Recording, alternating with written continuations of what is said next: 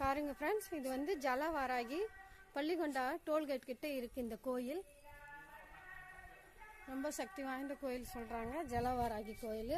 பாருங்க, இங்க எல்லாம் தேங்காய் தீபம் ஏற்றிருக்காங்க.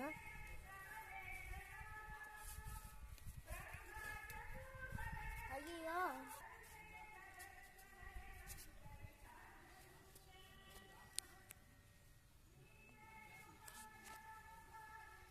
இந்த ஃபிஷ்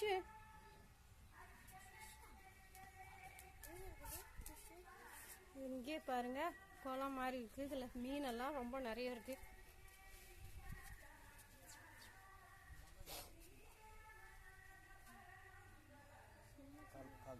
கால்